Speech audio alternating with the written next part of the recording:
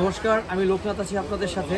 আজকে চলে এসেছি শ্রী শ্রী মহাদেব আশ্রম কালী মন্দির। এই মন্দিরটিতে আমাদের সনাতনী সংঘের উদ্যোগে প্রতি বছর এই গণেশ পূজার আয়োজন করা হয়ে থাকে এবং এটা এই বছর বার্ষিক করা হয়েছে শ্রী শ্রী গণেশ পূজাটি। এরপর থেকে শ্রী শ্রী মহাদেব আশ্রম কালী মন্দিরে প্রতি বছর এটা উদযাপন করা হবে। আজকে আমি চেষ্টা করব আপনাদেরকে পুরো মন্দিরটি ঘুরে দেখানোর এবং গণেশ পূজার সার্বিক পরিস্থিতি আপনাদেরকে দেখানোর। মন্দিরটি অবস্থিত রাজধানী ঢাকার মেরুলবাড্ডায়। এই পূজাটির আয়োজন করেছেন সনাতনী সংঘের সকল ভক্তবৃন্দ। সনাতনী সংঘের সকল সদস্যের অক্লান্ত পরিশ্রমে প্রতি বছর এই মন্দিরে অনুষ্ঠিত হয়ে থাকে গণেশ পূজা এবং সেই সাথে অত্র এলাকার বিভিন্ন পূজার আয়োজন করে থাকে এই সংগঠনটি। এই সংগঠনটির আয়োজনে রয়েছে লক্ষ্মী পূজা, গণেশ পূজা এবং সরস্বতী পূজা।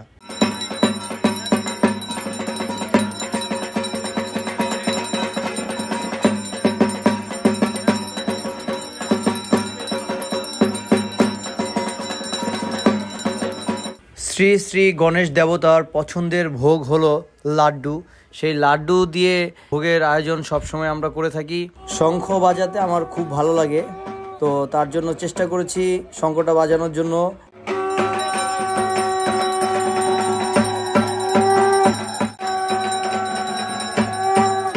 এই পর্যায়ে যজ্ঞ হচ্ছে।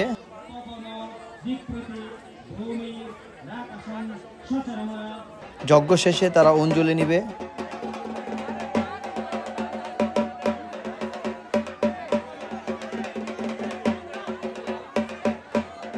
যজ্ঞ শেষে এই মুহূর্তে যজ্ঞের ফোঁটা ভক্তবৃন্দের মাঝে দেওয়া হচ্ছে।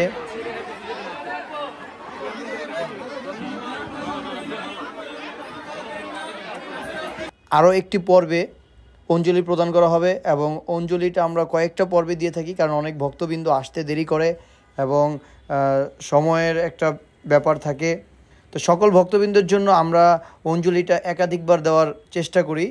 গণেশ পূজার পুরো আয়োজনের একটি ধারণা আপনাদেরকে দিয়ে দিই।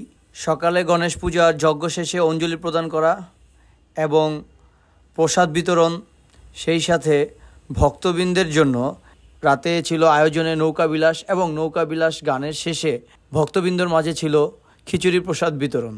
সর্বোপরি সনাতনী সংঘের উদ্যোগে পূজাটি করা হয়েছিল। ধন্যবাদ সনাতনী সংঘের সকল সদস্যবৃন্দদেরকে, তারা তাদের অক্লান্ত পরিশ্রমে পুরো পূজাটি সুসম্পূর্ণ করেছে। আমি লোকনাথ ছিলাম আপনাদের সাথে। আমি চেষ্টা করেছি শ্রী শ্রী মহাদেব আশ্রম ও কালী মন্দির থেকে শ্রী শ্রী গণেশ পূজার আয়োজনটি দেখানোর জন্য। পরবর্তী নতুন কোনো ভিডিও দেখার জন্য আমার সাথেই থাকুন। নমস্কার সবাইকে।